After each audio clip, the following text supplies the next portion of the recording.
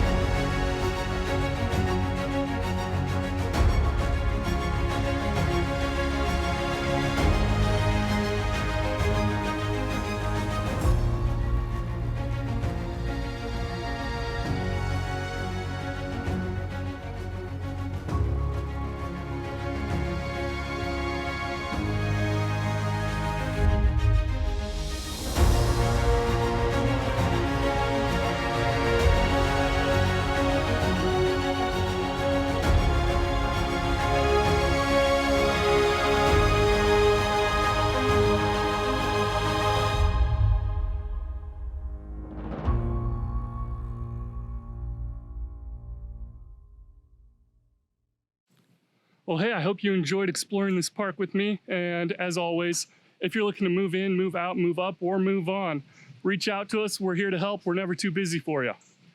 Peace.